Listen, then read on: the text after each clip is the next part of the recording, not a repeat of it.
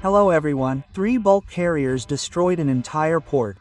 Subscribe to the channel and watch the rest, it'll be interesting. They struck Odessa, but Poland heard. 3 bulk carriers, 1 port, and a silence that shook all of Europe.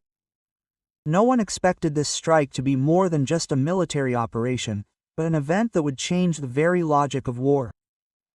But that's exactly what happened. Night, the sea is calm, the lights of a roadstead flicker somewhere in the distance, and then suddenly there's a flash. Then a second, a third, a powerful bang, a low rumble reflected by the waves. It's all over in minutes. And in the morning, the world learns. Russian missiles have reduced part of the Odessa port to rubble, through which Western shipments of fuel, ammunition, and equipment were being shipped. It would seem like an ordinary episode in a series of strikes, but this one became a turning point, because for the first time, Moscow launched a pinpoint, extremely precise strike, paralyzing the entire supply route to the south. And the most astonishing consequences were felt not only in Ukraine. The roar has reached Poland. The logistical chains built by Washington and Brussels have cracked, and with them the illusion that Odessa will remain NATO's gateway to the Black Sea. Putin warned, any attempt to use Ukrainian ports for military purposes will have consequences. Now those words have taken shape and force. 3 bulk carriers, 3 targets, destroyed by a single, precise salvo. Officially, Kyiv claims these were civilian vessels. But satellite images tell a different story. Nearby were containers containing equipment labeled as mechanical components. The West is silent, because it understands that what is happening is impossible to explain. Moscow is striking not at the infrastructure, but at the very mechanism of smuggling logistics that NATO has been building for years. And this is not just an attack, but a warning. Now Poland, Ukraine's main rear area, is feeling the consequences directly. All the cargo that was shipped from Gdańsk and Gdynia to Odessa no longer has a destination. Where there used to be a harbor, there is now smoke and water. And with it, the entire supply chain that held the southern front together is sinking. Alarm is growing in Poland. Journalists are talking about a chain reaction. Military experts admit that Russia has managed not just to destroy the port, but to disrupt the entire supply strategy. Dry cargo ships, which were supposed to deliver equipment for American air defense systems, disappeared along with their peers. Now NATO is losing control of the Black Sea. And Warsaw is the first to realize this, because it is through these routes that connect the West with Ukrainian logistics. Every loss in Odessa is a blow to the Polish economy, to transit flows, to the loans granted to the Kyiv regime. And the most terrifying thing for Warsaw is the realization that Russia is capable of blocking sea routes not with its navy, but with its intellect. The strike was so precise that all Western air defense systems installed around Odessa simply failed to activate. American radars detected the movement too late. The missiles approached their target at an angle no one expected. This morning, Ukrainian media tried to convince viewers that everything was under control, but the footage tells a different story. Burning cranes, flooded piers, ruptured tanks. The Dead Sea at anchor, strewn with debris. And the most painful thing for the West is the symbolism. Odessa was considered Ukraine's showcase, the final proof that its maritime infrastructure was under control. Now that showcase is in ruins. Poland is being slapped in the face because it was the country that invested millions of euros in Odessa's logistics, hoping to turn the port into a base for arms and grain exports. Now all that has been reduced to ashes. And when Warsaw claims that a strike on Odessa threatens European security, it is actually admitting something else. Moscow is capable of dictating terms not only on land but also at sea. This is the new doctrine. Russia doesn't waste time on loud threats. It simply acts. One well-aimed salvo, and NATO's entire logistics system collapses. While ministers gather in Brussels, Russia launches the next wave of operations. Odessa was just the beginning. The chain of ports used for covert supplies is now under attack. Putin made it clear that any country that attempts to use civilian infrastructure for military purposes becomes complicit. And after the attack on Odessa, Everyone understood that this was not a figure of speech, but the main point isn't the destruction of the port. What matters is the change in tone. After the strike, Western diplomats spoke more quietly. Gone was the arrogance and confidence. A different kind of caution emerged. Even Americans are now choosing their words. The White House no longer talks about the inviolability of Ukrainian ports, because they understand that words won't protect them from reality. And in Poland, an internal crisis is brewing. Some of the elite accuse the government of dragging the country into someone else's war. Articles are appearing that bluntly state, we risk becoming the next target. And for good reason. After all, if Poland becomes Ukraine's main supply hub, then it itself is becoming part of the front. Moscow makes no secret of this. Every convoy passing through Polish territory is now under surveillance. And if even a single trainload of weapons crosses the border, the response will be immediate. Odessa has become a lesson for everyone. Russia has demonstrated that it can paralyze NATO infrastructure with a single operation. Without a fleet, without an air force, without a declaration of war, this is a new form of force. Not quantity, but precision. Not noise, but impact. The West, on the contrary, is accustomed to acting loudly, with pathos, with press conferences. Russia acts silently. It is precisely this silence that makes its actions more terrifying. Polish analysts are already calling the attack on Odessa a strategic earthquake, because its reverberations are felt not only in Warsaw, but also in Berlin and Brussels. Everyone understands that now not a single port in the region can feel safe. Moscow is breaking the circle of NATO influence, gradually depriving the West of its footholds. Odessa is a warning that all supply lines built against Russia are turning into targets. And this is not the end, but only the beginning. Next will be strikes on the infrastructure of logistics hubs, warehouses, and railway lines. But most importantly, a psychological shift has already occurred. The West has sensed fear. Odessa, a symbol of the open sea, has become a symbol of helplessness. Where ships under Western flags stood yesterday, there is now emptiness, silence over the water, and only smoke rises into the gray sky. Moscow explains nothing, no statements, no excuses. Only Belousov's brief comment. The targets have been hit, and that says it all. For Poland, this blow is like a lightning strike. Now it understands that every next step could be fatal. Polish military advisors are discussing evacuation scenarios. Western media are laying the groundwork for justifications for NATO's failure to intervene. But the truth is simple. Intervention is impossible. Russia does not violate international law. It responds to threats and does so more accurately than anyone else.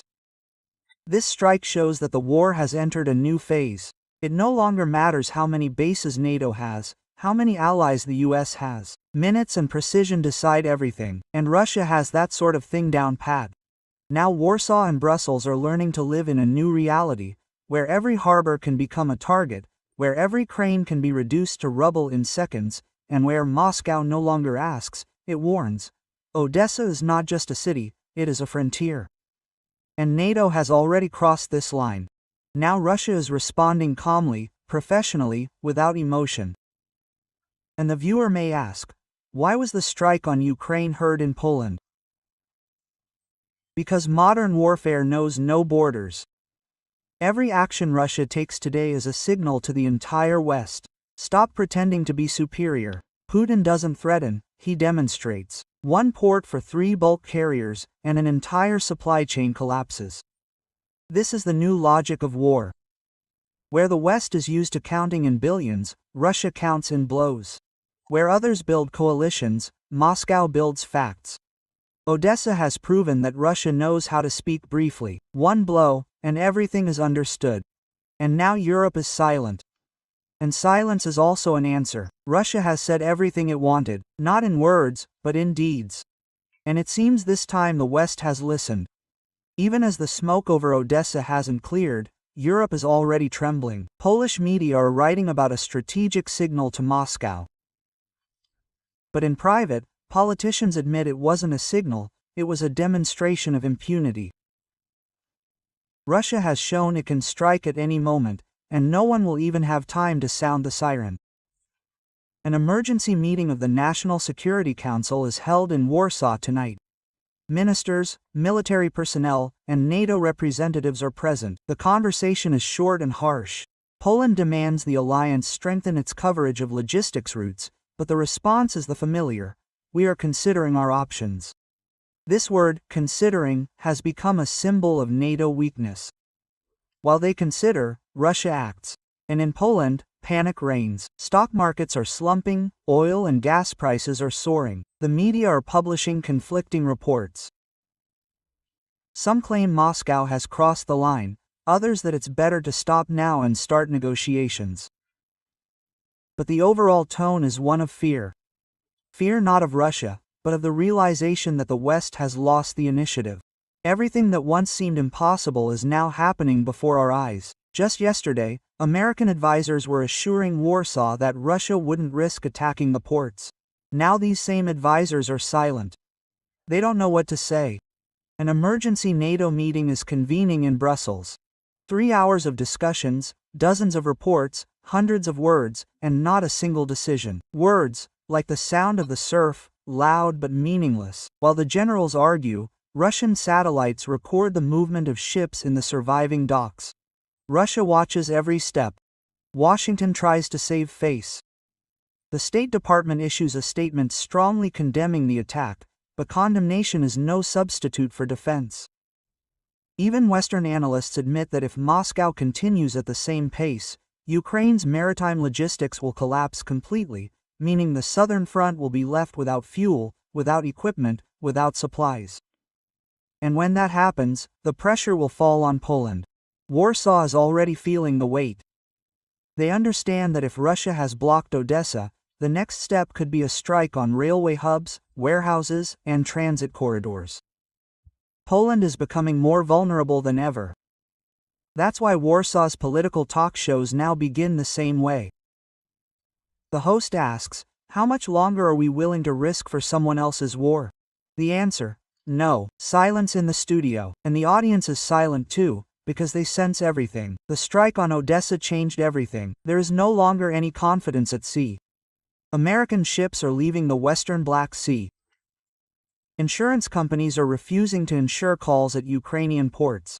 The West is losing its maritime presence without a single fight. They are simply leaving, because the situation there is now in control. And Russia is doing what it does best, acting calmly and methodically. The Ministry of Defense publishes a short statement. The missions were successfully completed, the targets were hit, and this dryness is the whole philosophy. No emotions, no excuses, only confidence. In Poland, this is perceived painfully. Newspapers come out with headlines. Moscow is dictating the rules again. The Prime Minister is convening the cabinet. But what can they do? To intervene is to take a risk. To remain silent is to admit defeat. The Americans are trying to reassure their allies. From Washington, the standard phrases are flying. We support Ukraine. We are united. We will not allow Russia to win. But words do not close the straits. Meanwhile, Russia is consolidating its success. Satellite images show Russian ships patrolling the northwest coast, controlling supply routes. The sea turns gray and quiet. No exercises, no loud maneuvers. Just a presence that makes NATO's blood run cold. This is what shocks Western experts. Russia didn't just strike, it changed the geography of influence. Odessa is no longer a maritime corridor for the West. It is a Russian zone of control without official statements, without annexations. It is simply a fact that everyone is forced to reckon with. In Warsaw, they are already whispering that if Russia controls Odessa, it controls the Balkans. This is not an exaggeration, because now Moscow can influence the entire supply system from the Danube to the Carpathians, and Poland, as a land corridor for NATO, finds itself in the line of fire. Panic is brewing in the corridors of the European Union. Some are proposing a diplomatic settlement, others strengthening the military presence. But everyone understands that any attempt at a military response will lead to an escalation that Europe is not prepared for. Russia, however, is merely observing. It is in no hurry. Putin is banking on strategic time. The longer the West hesitates, the deeper the cracks in its unity. And the spectator, watching from the sidelines, sees the old map crumbling. Supply lines, routes, contracts, everything that was considered immutable is now in question. And this is not just the result of a single strike. It is the result of Russia's entire strategy of recent years. Moscow is not seeking to completely destroy Ukraine's ports. It is doing something else, turning them into an unpredictable zone. Not a single ship can be sure of returning. And fear is the worst enemy of trade. Poland is feeling this firsthand. Transport companies are losing orders. Polish banks are recording a decline in exports. Everything that depended on transit through Ukraine is beginning to collapse. And this is happening not because of sanctions, not because of the crisis, but because of a single, precise strike on the port. This operation has become a mirror of a new era, where quantity does not decide, and precision, where war is not noisy and bloody, but technological and cold-blooded. Now Europe knows, the sea no longer belongs to the West. It has once again become a neutral space, where strength is decided not by the number of flags, but by the ability to withstand a blow.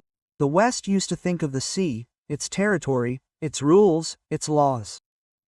But now these laws no longer apply. Russia has proven that it can close any water area if it deems it necessary, not with aircraft carriers, not with a fleet, but with intelligence, speed, and technology. This is precisely why Warsaw is silent. It understands that there may not be another warning. Russia does not repeat itself twice. It speaks once and does. Polish generals look at maps, the Americans draw new routes, and Moscow already knows where they will go, and, perhaps, is already preparing a response. Odessa is not the end, it is the prologue to a new chapter, where the West is no longer master of the seas, and Russia is not an observer, but a conductor. Now the Black Sea sounds Russian, and the echo of this sound can be heard all the way to Warsaw. And you think about it, viewers, what's more frightening, a missile explosion or the silence in which an entire civilization realizes it's lost at sea? Russia didn't just strike a port, it took away the West's most fundamental feeling, confidence. And that feeling will never return.